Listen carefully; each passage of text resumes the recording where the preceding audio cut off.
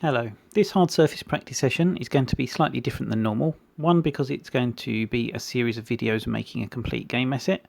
Two, because it's a full tutorial with time-lapse only over the baking, which we'll come to later on. And three, because I'm going to be using reference, which you can see on the screen now. This is an M18A1 Claymore Mine. We'll be using subdivision workflow for this, and let's start. To begin with, we're going to add a plane, rotate it 90 degrees on the x-axis, and then move it up 1 meter so it sits on the ground. Apply all the transforms. Next, we're going to switch into edit mode and enable edge length. I've already looked up the measurements for a standard Claymore mine, so we're going to grab the top edge and move it down on the z-axis to the right size. Next, we're going to grab the two edges at the ends and scale them in on the x-axis.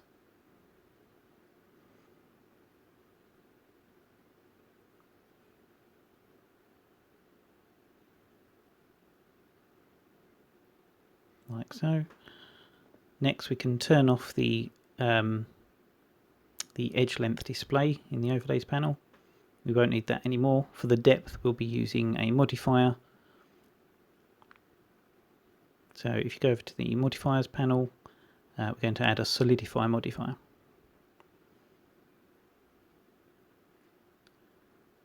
Change the thickness to 0.038 and click on even thickness. Okay, that's the rough dimensions of the Claymore mine.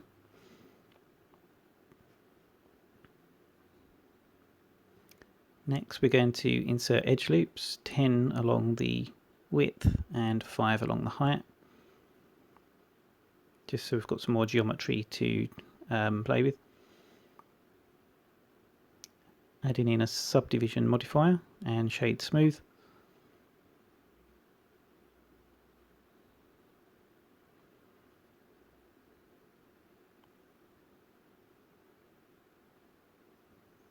Next, we're going to add another loop cut down the depth of the Claymore, and then use bevel to change that into support loops for the subdivision surface, and you'll see it creates a nice highlight edges on the front and back of the model. Next, we're going to select this ring of faces around the center, turn on proportional editing and set it to sphere.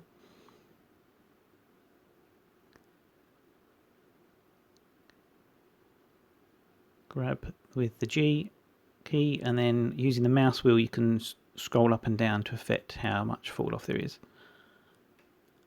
I'm just eyeballing this, I'm not going to set up reference images. That looks about right.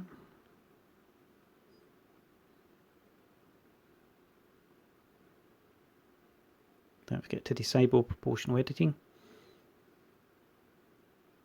Shift Control click to select these end faces, and then we're going to scale them to 0 on the y-axis and just move them back slightly.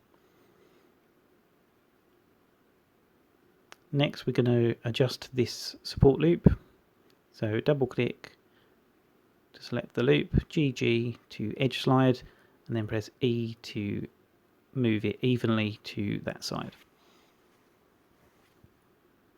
And you can see that fixes up the shading along that back edge. Next, we're going to reselect those same faces from before and just inset them slightly, just to give a harder appearance around those parts of the model.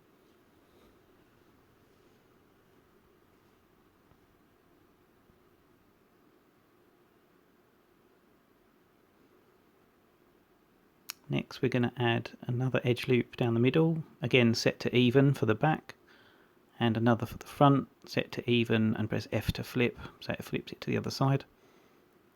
You can see that from the little yellow line with the red dot at the end, which side it's going to. Next, we're going to extrude along normals.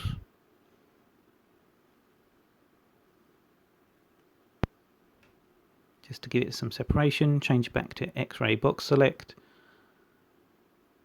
Then we're going to inset those faces to give two support loops either side. and the same with these ring of faces on either side of that part we've extruded. We're just insetting for support loops, and you can see that sharpens that up nicely. It makes it look like it's a separate object for going around the middle.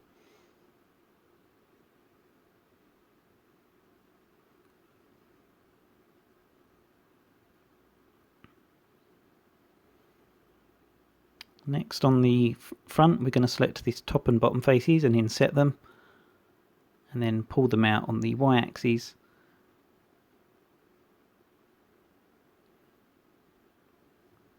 About that far. And then on individual orange, set the transform pivot to individual origins and scale them on the z-axis.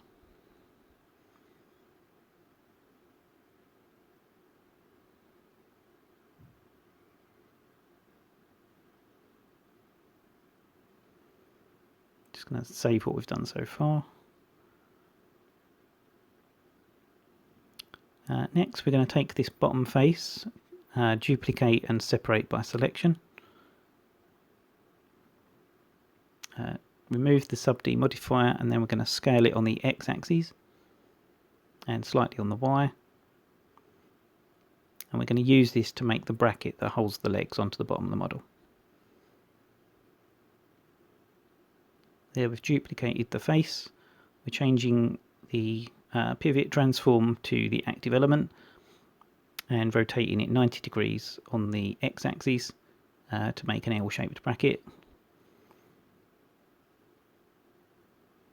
Then we're going to select all the verts and merge them by distance, so it will merge those two verts together.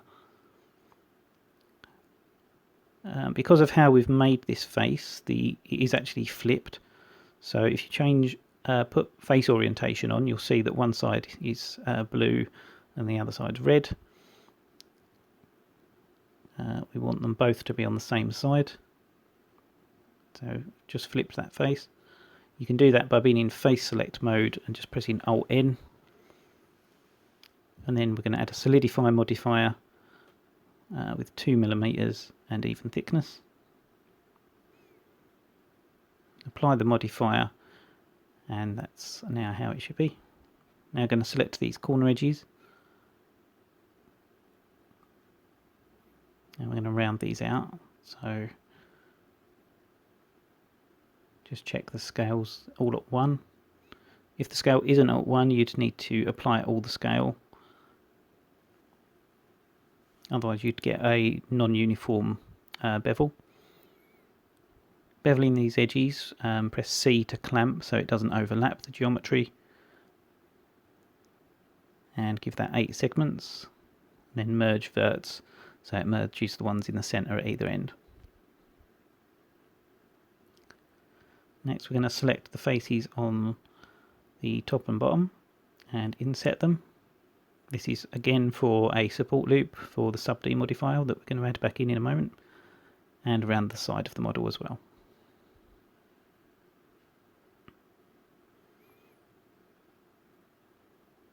Next, this centre edge is going to need to be beveled as well.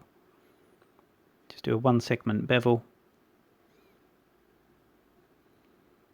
Okay, add in the sub D and shade smooth.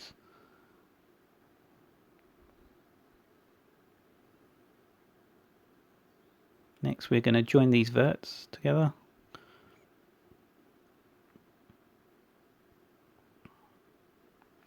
Just selecting the verts and pressing Alt J. Sorry, Control J. This also gives us the centre vert for if we was going to go really detailed on this model, we could add a cylinder cut boolean going through, but we're not going to go that detailed on it, we're just going to have it overlaying.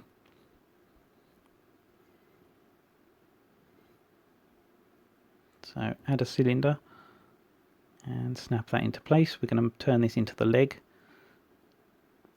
change the pivot point to the face and snap it back. Next we're going to scale up on the X and Z axes.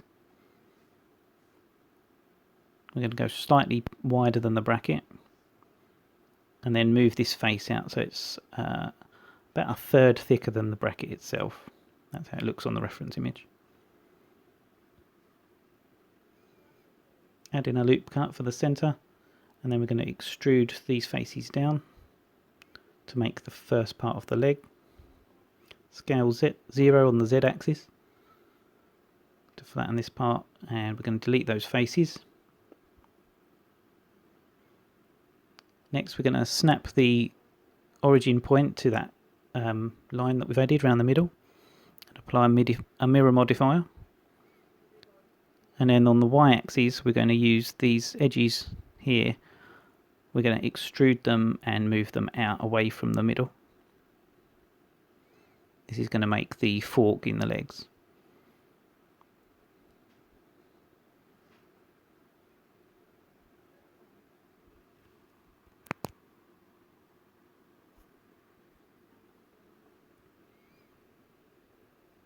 I'm going to join these faces back together, just using bridge edge loops.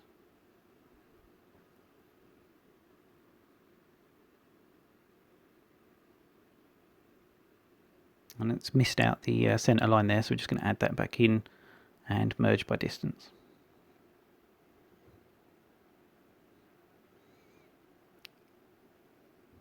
Just going to check how that looks size-wise compared to the rest of the model. Just going to move that down on the Z-axis. Oh, I think we've got an extra edge appeared for some reason. Let's just delete that. Next we're going to bridge these edge loops together.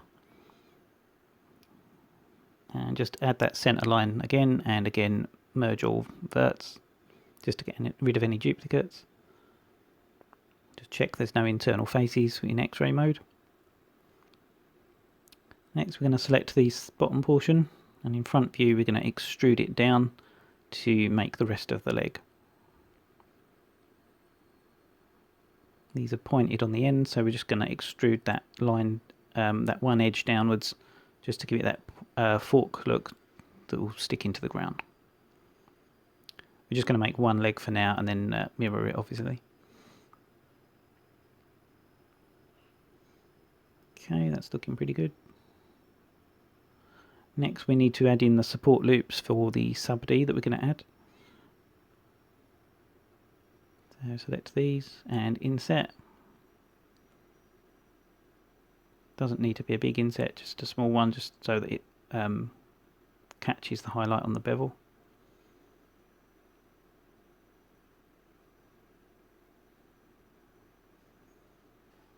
And then the same on the other side.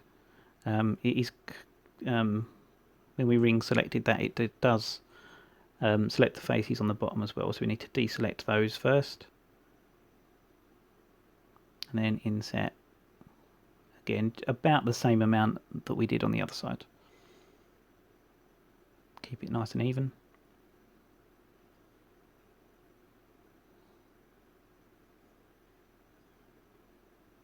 Just going to join these.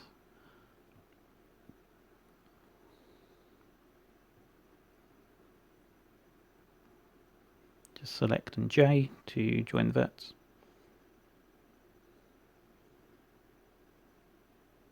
Next we're going to do a one segment bevel. This is to add the support loops for the sub D modifier. In fact, if we put the sub D on first, shade smooth, and then we can go from the top down and just go through checking where we need to sharpen up the geometry. So I'd add one here, move it all the way to the top, and then just drop it down very slightly, just to keep the rounding on the top part. Do the same at the bottom, add an edge loop, press E for even, flip if necessary. Here we're going to add one on both legs where it's forked, and again move both at the same time.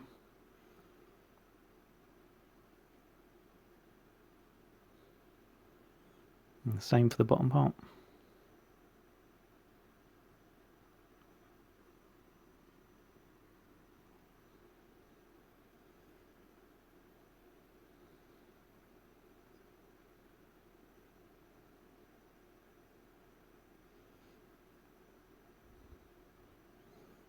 Okay, that's it for the top part, and then back on this part again, we're going to do a 1 segment bevel just to add a support loop either side of that corner.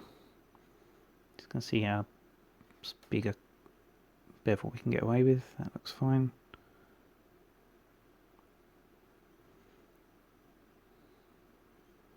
Yeah, we're just going to select this end point and give that a slight bevel as well. Again with 1 segment. 1 segment keeps the point, but adds a line either side. We could change the shape to 1 if we wanted it to stay exactly where it was, but for this it doesn't really matter. We're just going to merge these verts together,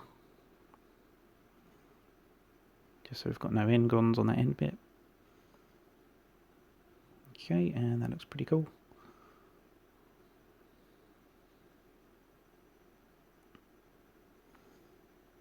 Remember to save what we've done so far.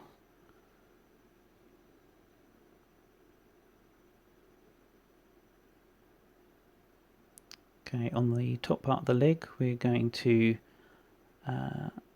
inset this round part here.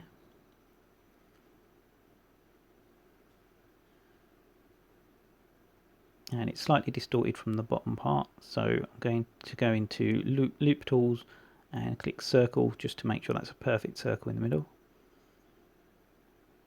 I'm going to delete the center face and then use grid fill just to make it a better topology. Scale, inset that again slightly. Next, on the y-axis, we're going to pull that out.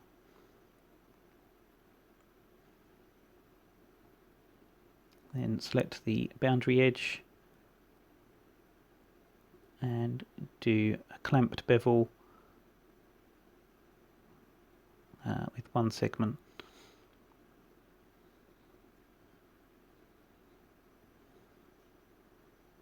These center faces, we're just going to scale them in and use circle again, just to neaten up the topology. And that's looking pretty good, got a nice flat area in the middle.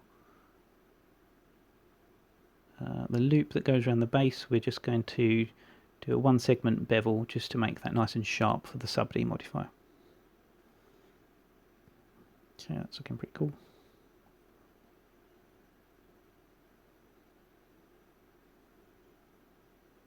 I'm going to join that piece together with the bracket.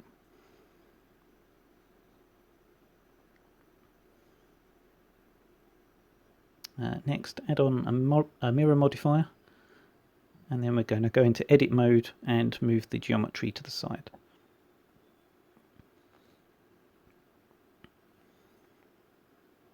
And move it back slightly on the y-axis, just so it positions nicely for where it would sit on the model in real life.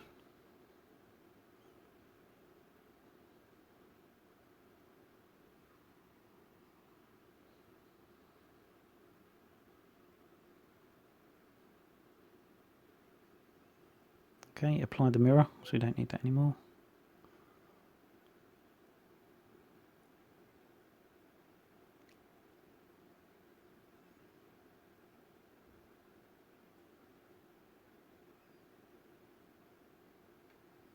Okay, next we're going to add a cylinder with 16 verts.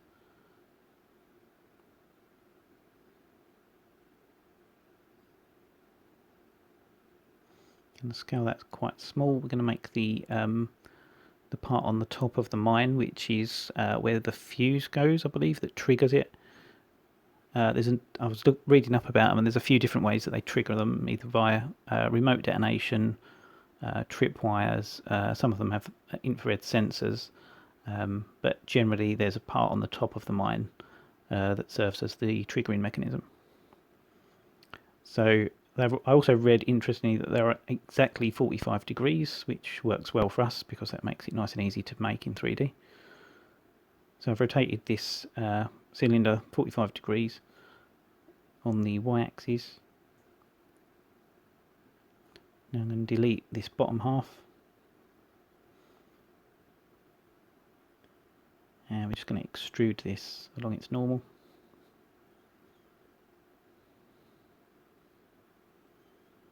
and just fill that bottom face in. Next we're just going to use the knife tool with angle, press A for angle and then C for cut through, so we can cut a line straight through this part. Press enter to confirm it, and another one through horizontally.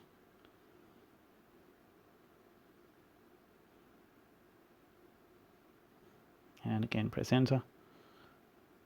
Then we can delete all the bottom and right hand side faces because we don't need those anymore.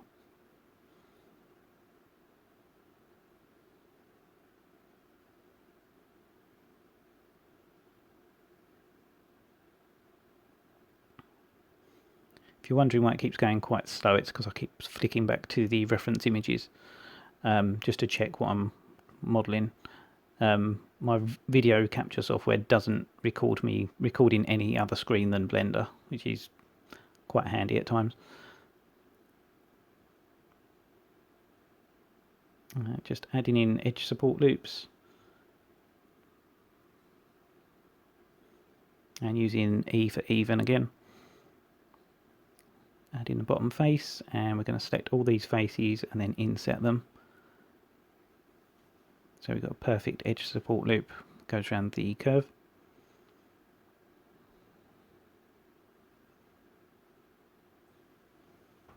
And then another one for the front of the model.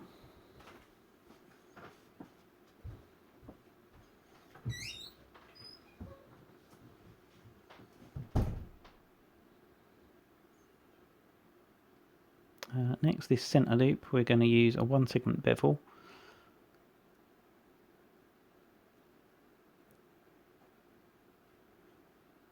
Then we're going to extrude this on the x-axis, scale 0 on the x-axis, and move it along again.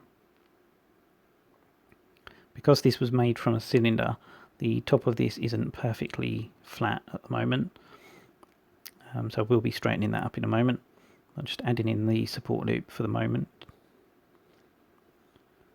I don't want anything disturbing the curve of the cylinder portion that we made. Okay, so just going to select these top verts and then scale, align to top using machine tools.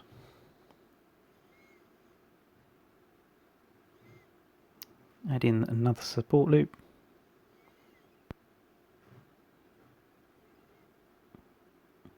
And just going to straighten out that edge there. Okay, that's looking pretty good. Next we're going to need to make this into the middle portion, which is basically a big rectangle.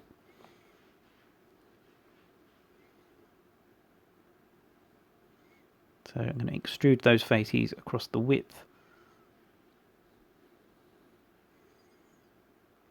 And then the front and back ones, we're going to extrude those out along the normals, just so they stay nice and even. I don't know how even it is on a real one, the part that goes forward in front and behind the curved portion, but I like symmetry, so that's what I've done with this one.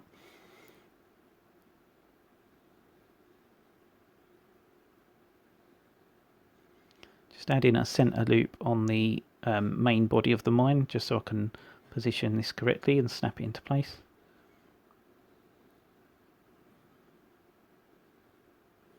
Just going to move this back slightly and scale it down, just so that the cylindrical part of it looks like it sits perfectly on top of the raised up portion. In fact, I might lower that down into the body a bit further. I'm just going to turn sub D off on the main part. Yeah, I think that looks better, kind of sunken in. Turn sub D back on.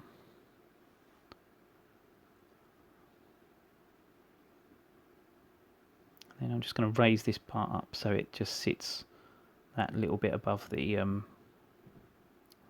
extrusion on the main body.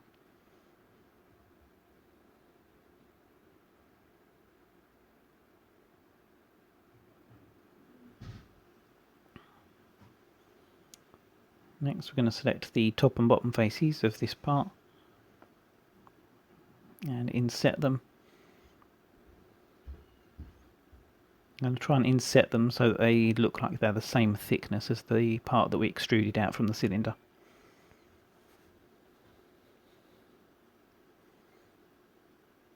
Probably best to do that in top view and kind of gauge it a little bit better. And then we're going to bridge those faces so that it goes all the way through the middle.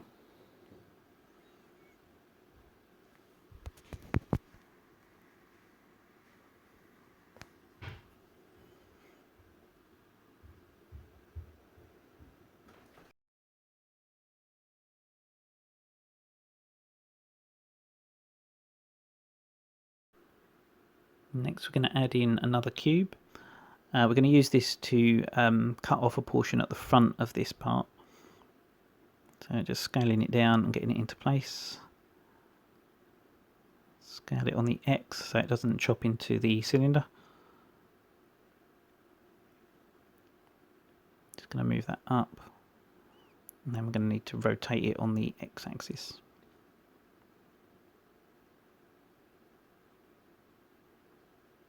Move that into place. On the reference images it looks like it sits just a little bit in front of that centre portion, but I'm going to give it a little bit of extra space just so that we've got some room to add the support loops. Just give it a bit more tilt.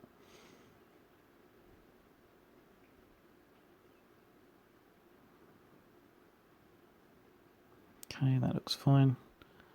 And then do a difference boolean using ball tools.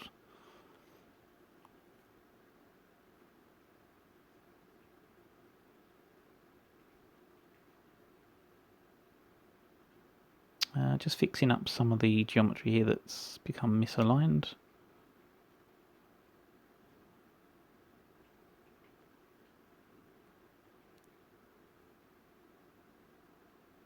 Not quite sure why. It doesn't matter too much, it's just a bit of OCD that I have about things being perfect. Okay, next we're going to cut a support loop using the knife tool.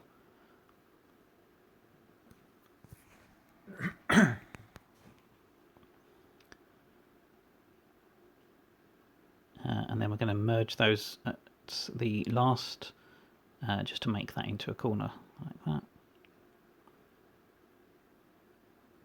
Okay, and then we're going to align those so that they're level with the other piece.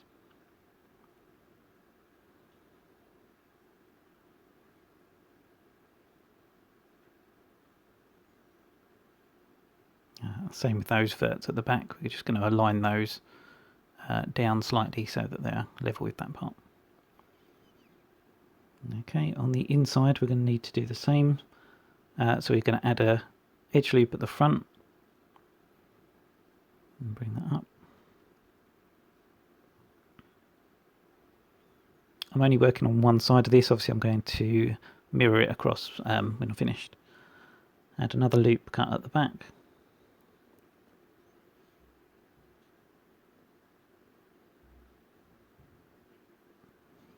I'm going to move that up on the Z axis and then join that to the one on the front.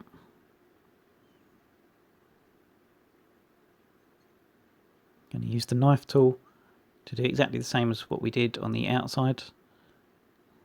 Just join those and then press J to join those two verts there.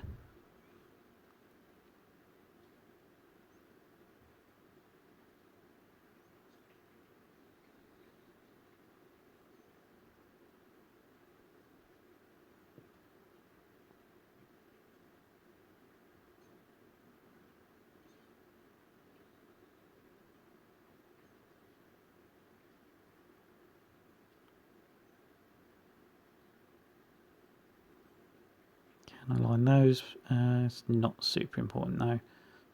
The main thing is as long as we've got an edge loop that goes around that part, it will support the sub D modifier. Just going to join those verts at the front and merge everything by distance just to make sure, and then mirror on the X axis. Always put on bisect, and flip if you need to. Delete the center edges that are created from the mirror, because we don't need those. And then the four corners of this part we're going to bevel. Again, it's just a one segment bevel.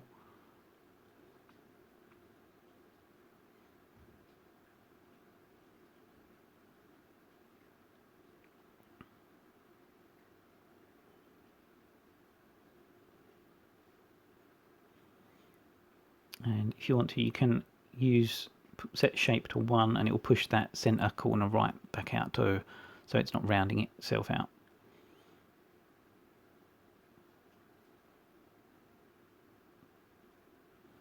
Okay, next we're going to add a support loop on the bottom edge and then join that to the part there where the bevel was, where the boolean segment was taken away. Just we've got all quads, and then we're going to use a one segment bevel on that as well,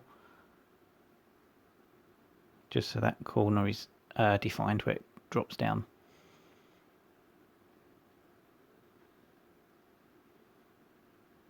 Need another one that side as well, and the same on this part.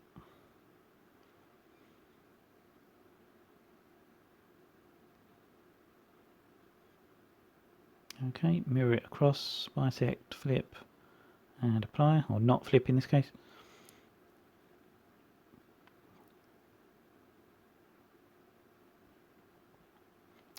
I'm just going to set the shape of my bevel back to 0.5, just because I know I'll forget that it's set to 1. Okay, that's looking pretty good.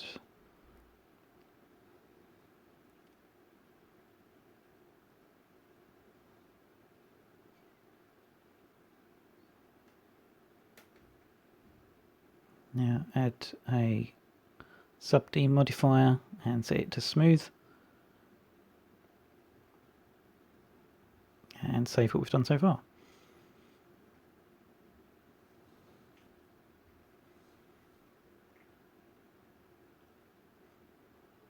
Okay, next we're going to add the housing for what I believe is the charge that triggers the device.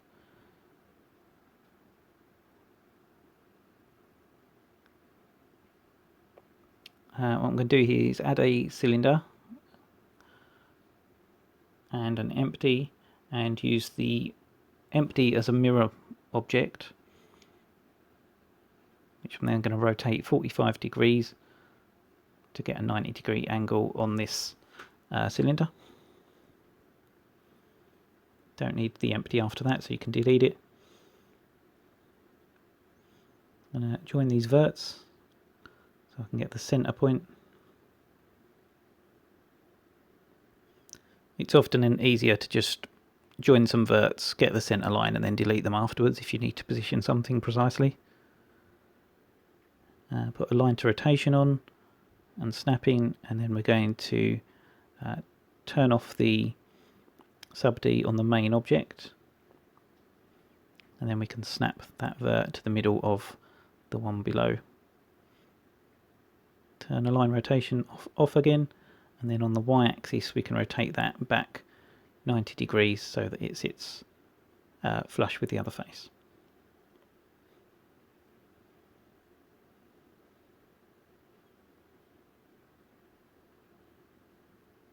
Go into isolate and remove these edges because we don't need them anymore. And then we're going to select all the rings along this cylinder.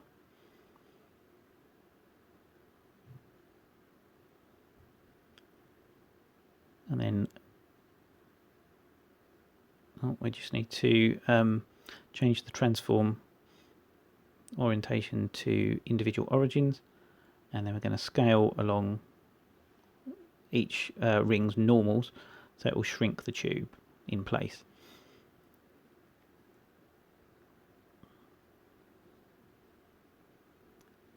Okay, select this part, press G, XX to slide along the local X value, and we're just going to move this up slightly so it sits in the center of there, and we might need to shrink it again. Yeah, I think we do. So individual origins, select the ring, interactive tools, smart loop, and then scale again just to shrink that down, just so it sits properly in that cylindrical part on the other part of the model. Change it back to bounding box, and then we can move this face up. It'll be the Z axis, so press Z twice for the local Z axis, and then we can slide that up to, is there right? There is another part that gets extruded out of this, so it doesn't need to be exactly the same height as the other part.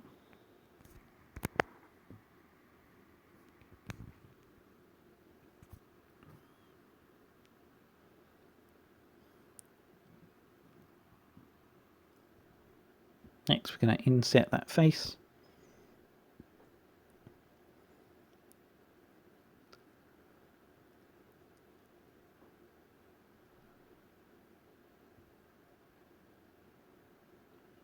A little bit more, scale it in, and then this part that extrudes out has got screw threads on it. So we'll be modelling those in a second. Just going to inset this. I'm not adding the support loops for this piece yet, so I'm just going to get the shape of it right and then add the support loops at the end. Okay, and then inset again, and then we're going to extrude it inwards just to about there, and then one more which is mainly for the support loops for the inside. We can delete the middle face and use grid fill. 2 segments, and if you change the offset it will sort of rotate in place, so you can have it have the center line go across where you want it to. I'm going to do that with the other face as well. Just inset, delete and grid fill.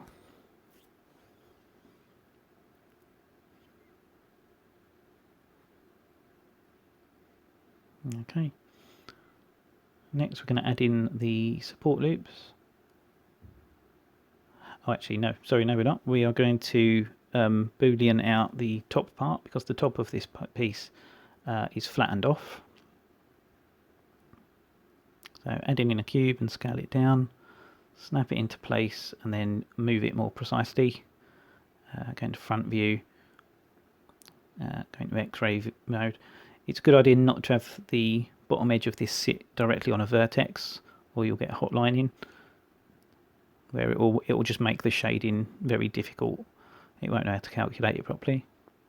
With that top face, we're going to inset it to get the support loops, and again delete the center face, change that to 2, and then just rotate it in place.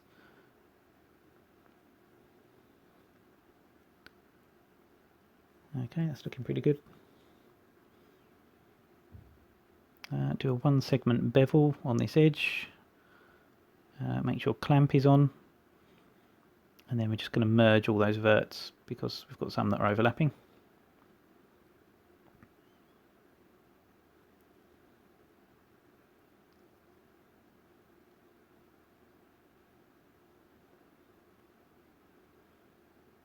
Next we're going to continue adding support loops. So one on this side, one on that side, and join them together. Join the verts, make a complete loop. Then what we can do is select the whole loop, press GG for edge slide.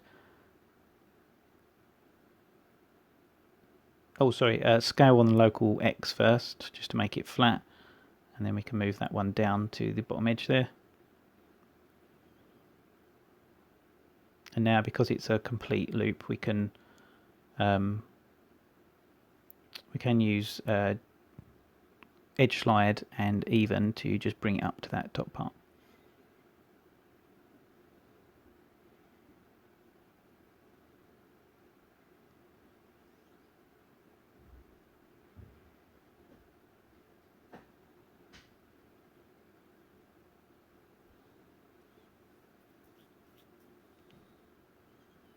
Same again for the other side, add 2 edge loops, join them on that one face that's the middle one. And we can select that loop, scale it on the local Z to 0, and then use even to slide it into place.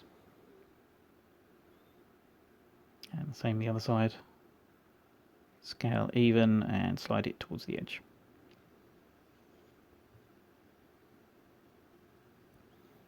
Add the sub D modifier, and you can see that's holding quite nicely. The shading looks quite good.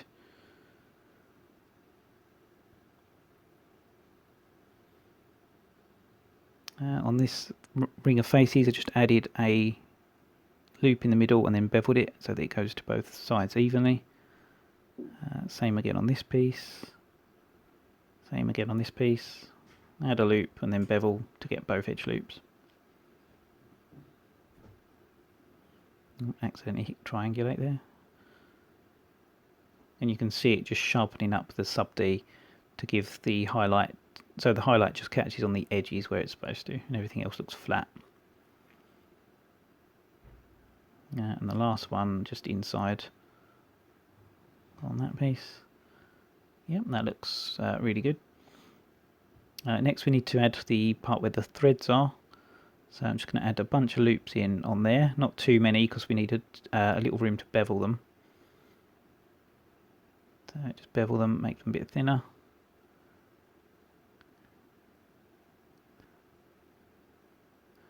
And then we're going to extrude along normals.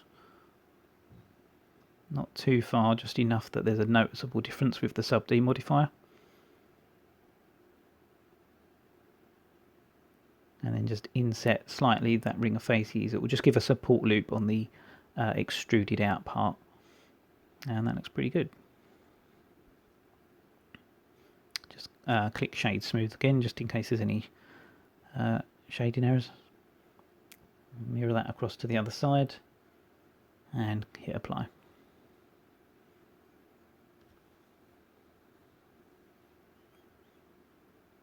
Just going to save that so we don't lose anything in case Blender crashes, which it does from time to time. Especially when you've got a lot of sub D modifiers on, that tends to happen.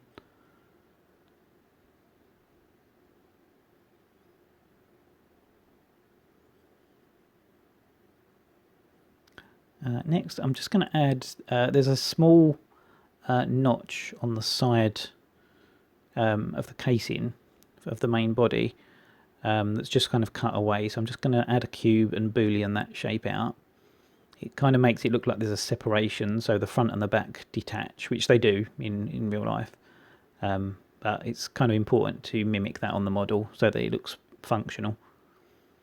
So I'm just going to put that kind of right in the middle.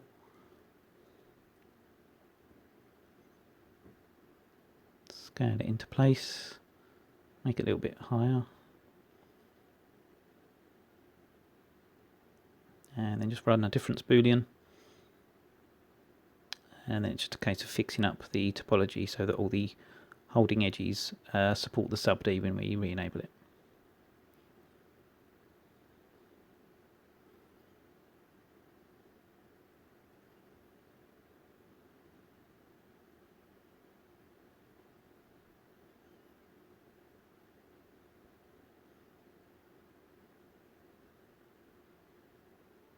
Going to add a support loop here slightly above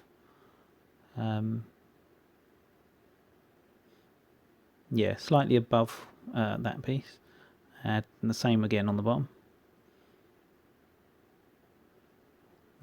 Join the verts to make a complete loop.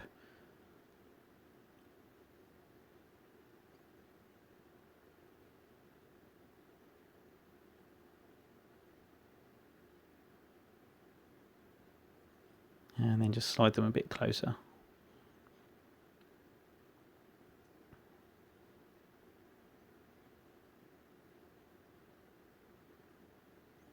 Next we're going to add another one here, join it all the way across, and then the corners we're just going to join those up as well.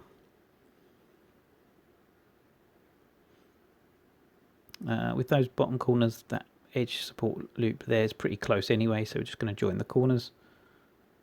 And that should work.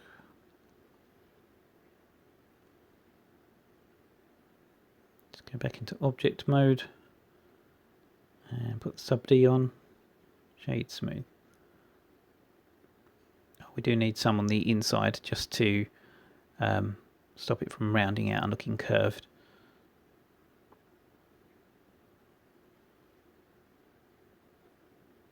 Two loops there, and then probably just one more on that middle part.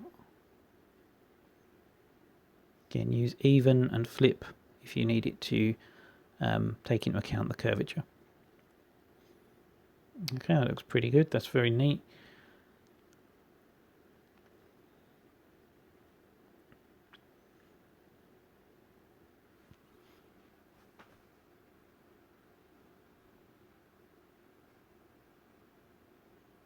Yeah, quite happy with how that's looking. So we're just going to mirror that to the other side and apply the mirror.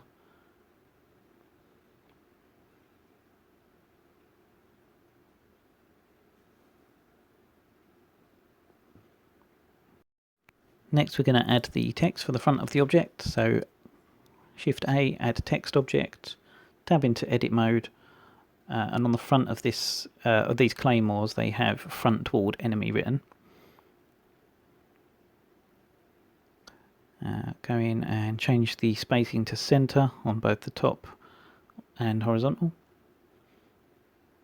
And just from a bit of trial and error I did before filming this, I know it's better with a 1.5 line spacing. Just going to position this quite close in front of the front body of the claymore, and just snap that into the middle, and then just scale it down into place.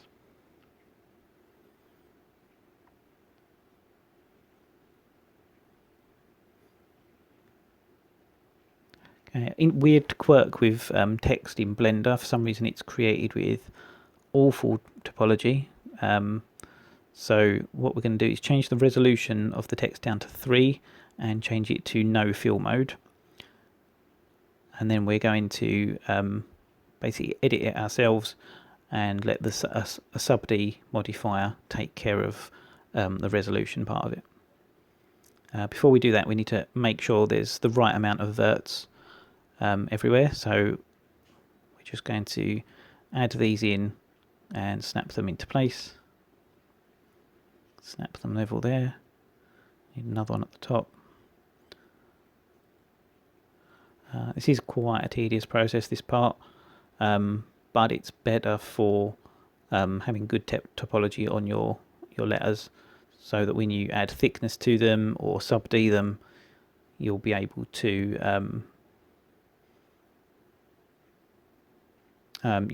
get better shading, especially if you intend to boolean them together. So I'm just counting the verts around the round part of this R and then matching them up. Sorry, the cursor does seem to be jumping around a fair bit. I think it's because I'm moving it side to side, counting verts.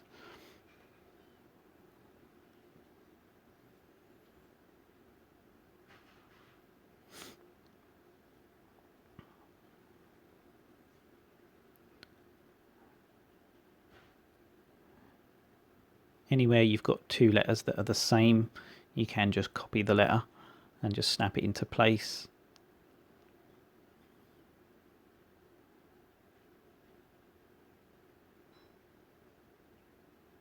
Just going to use the relax tool just to round out, to even out the parts of the R. The O looks fine. Don't need to do anything with that.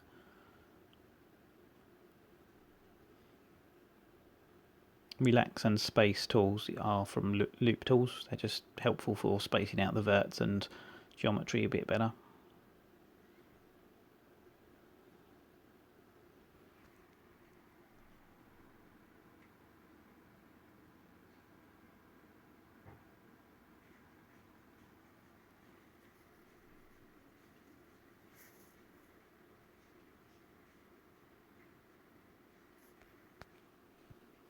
Just going to manually move that one into place. The N is fine, I think. Might add one just down there, just to turn that part of it into a quad. It's okay if you've got small triangles, but mostly you want quads. The T nearly always deforms if you don't fix it. There's always a stray vert that goes up through the model when you try and add solidify or anything like that.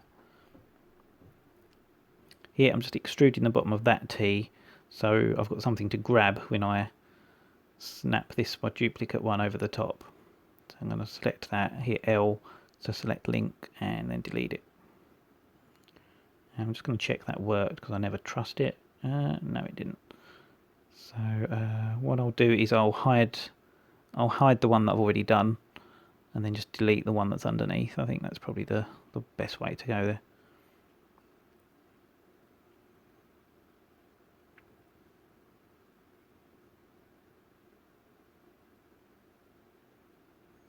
Yeah, it's not playing ball. Sometimes get stray verts left behind. Delete verts, and then unhide. The O's fine. The W is fine. There's not really anything I can do to that to make it more quad-like. This is the default Blender font. You can upload, change to whatever font you want that's on your computer. But honestly, this one looked like a pretty even match for the one that's on the front of the reference images anyway, so I thought I'd leave it as it was.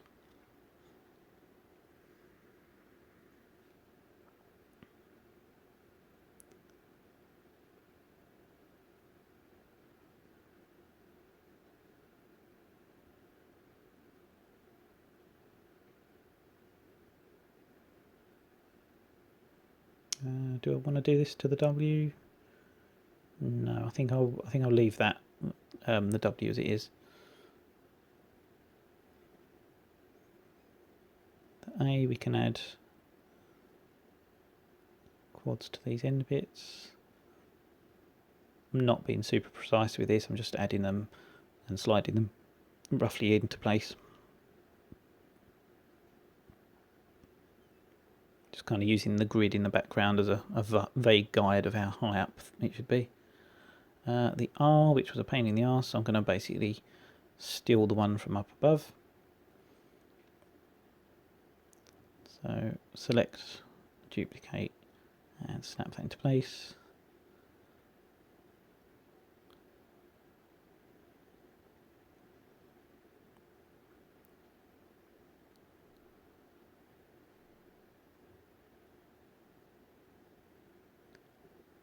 I can see that didn't work, so let's hide that one and delete that one. And for some reason, again, get those leftover verts.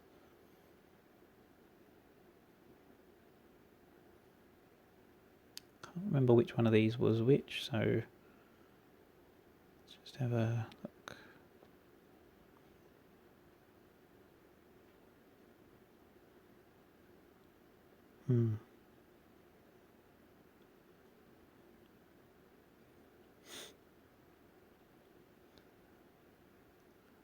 Best thing to do would probably be to look at the one above, because that's the one that's been fixed.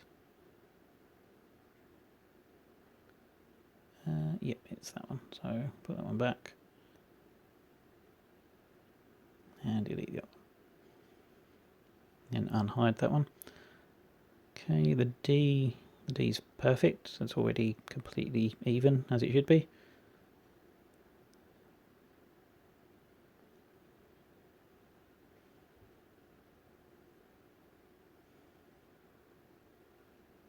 Don't think quad corners or diagonal corners matter too much, but I'm going to quad the ones I can.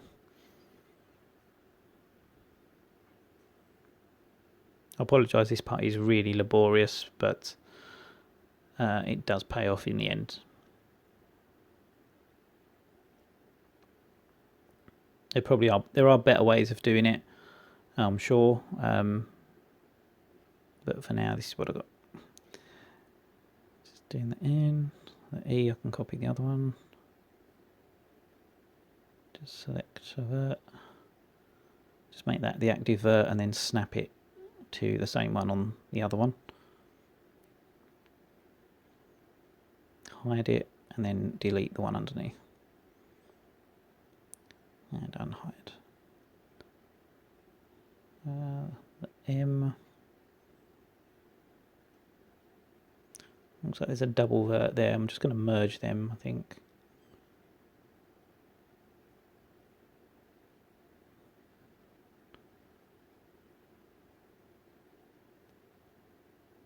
Yeah, that's better.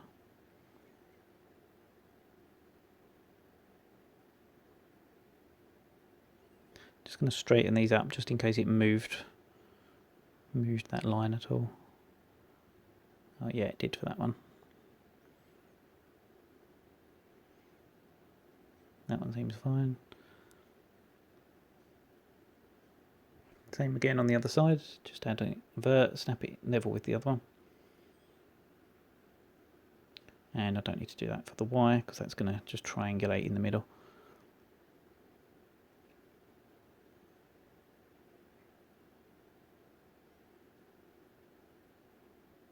Okay, just going to fill all the faces. And then with everything selected, we're just going to inset, a very small inset.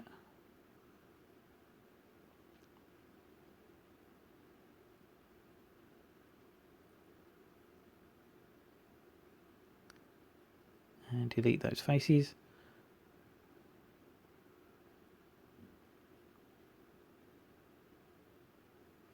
Just need to copy this R over the other one again because I think something went wrong. Hide that one, delete the original.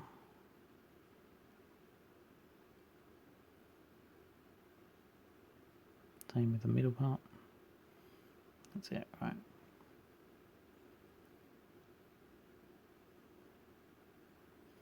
Okay, next we're going to fill in the faces using F tools.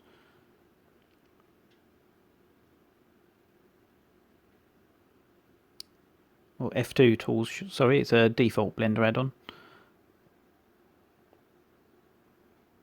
So you basically select an edge. I've got mine set to Shift Alt S, I think. And it will basically fill in faces, providing there's like another 2 verts for it to jump to.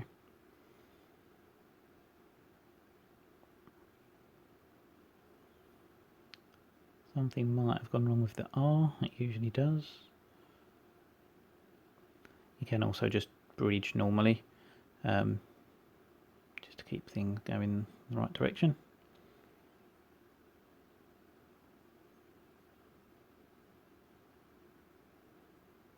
I'm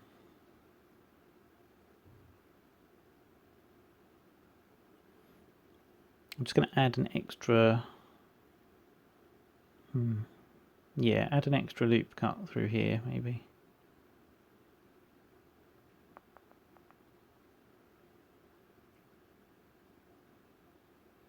Just going to use insert edges just so it keeps the roundness of the surrounding geometry, and just delete the outer edges.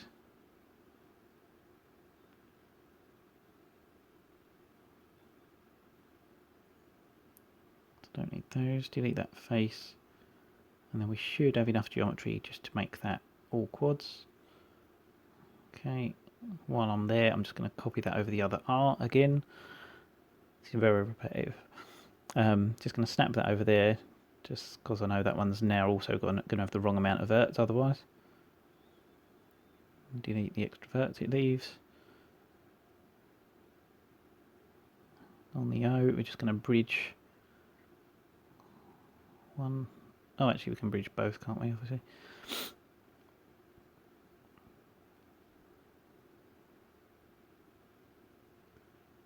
And bridge that bit to the top.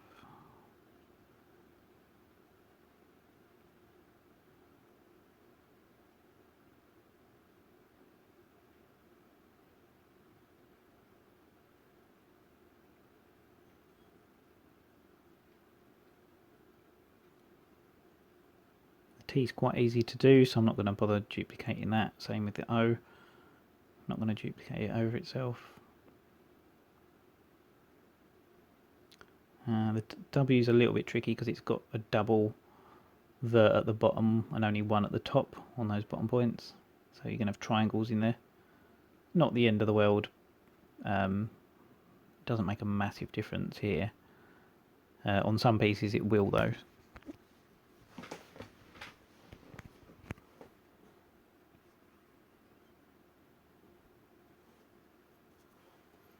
Same with the top of the A. Just going to have a triangle there, that's fine. The R's already done.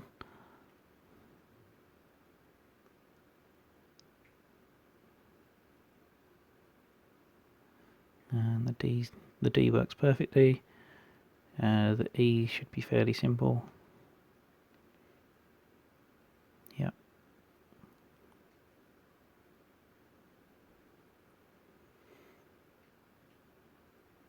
Yeah, if it won't join naturally with the F2 tools, you can just bridge an edge just to get it to go right.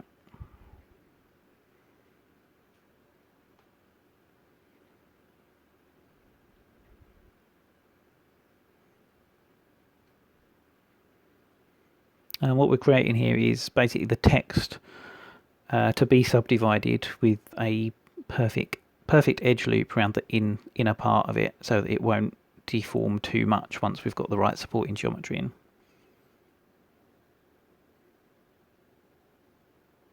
So now we're going to add in subdivision modifier. Turn off auto smooth because we don't need that.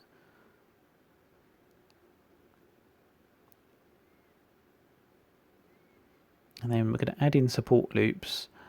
I'm going to do 2 down the lengths of any lines like this. It doesn't really matter too much on the other parts. So I'm just going to add support loops and scroll the wheel.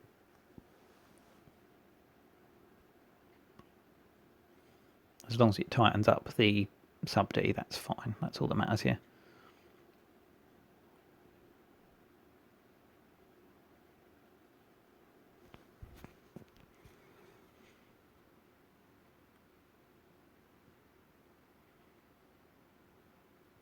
Same again for the R.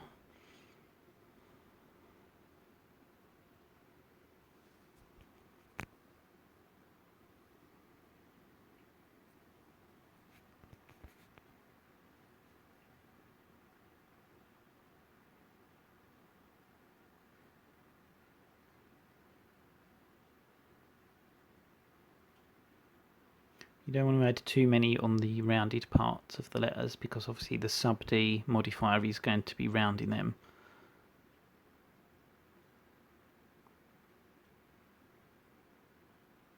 It's mainly the corners that you want to be nice and tight.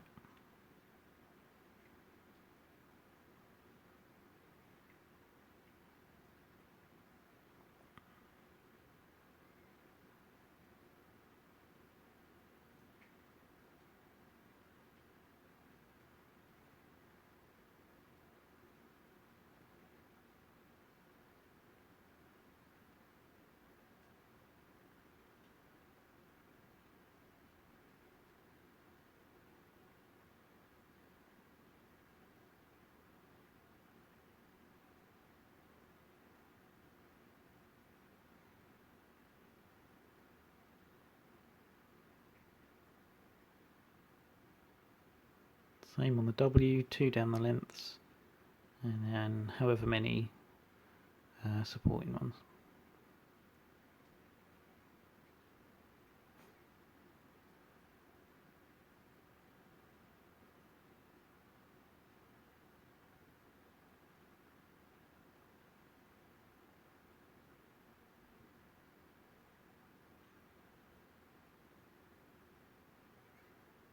Here we're just going to join the verts up, just so we've got a continuous edge loop. Even though it's sort of bridging across triangles.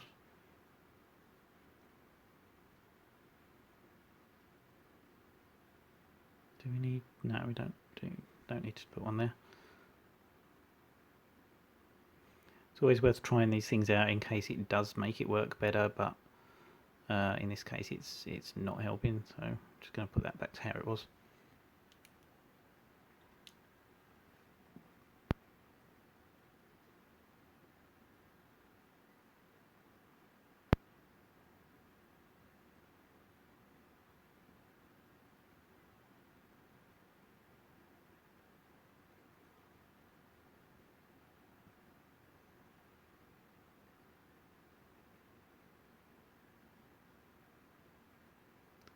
Same with the A. The R we can just copy from above. Just duplicate it down. Get an active vert to snap. Hide that one. And delete the one underneath. Then unhide.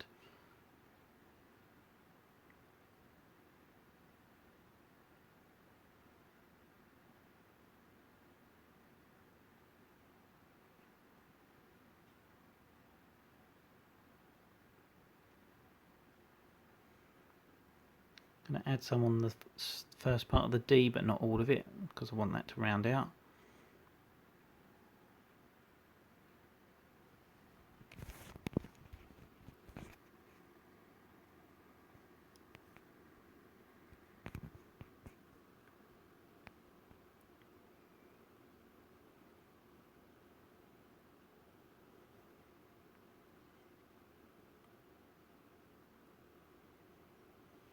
It'll all be worth it in the end, I promise.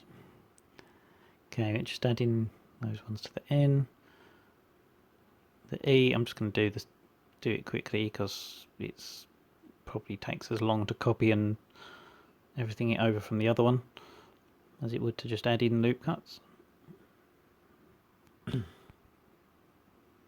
did experiment with a few other ways of doing the letters before this. There's decimate and there's voxel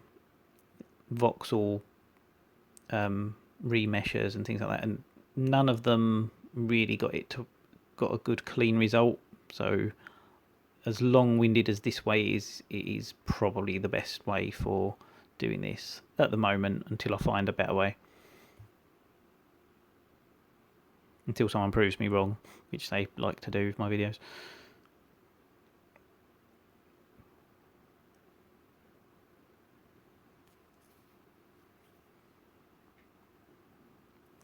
Okay, finally that's all done.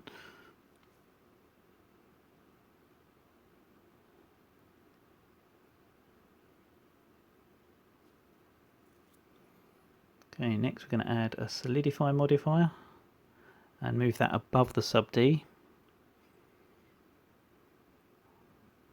And increase the thickness to maybe 5 mil. Yeah, 5 mil, even thickness and shade smooth. Okay, that's looking pretty good.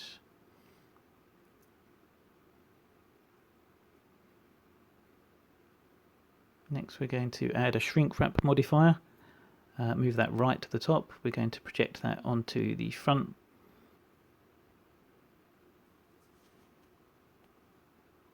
Oh, sorry, got a bit of a weird error here. Let me just get rid of that a second. Oh, that's better. Yep. Shrink wrap first.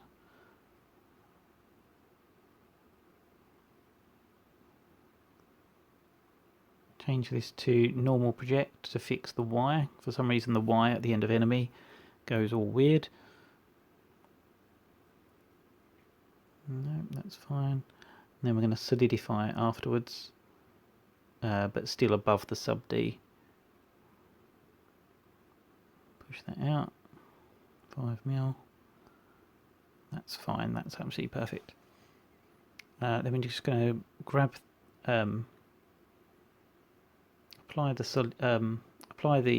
shrink wrap, and the solidifier, and that just leaves us with the lettering curved to match the front of the thing. And we're just going to move it back slightly, just so it insets into the body just slightly.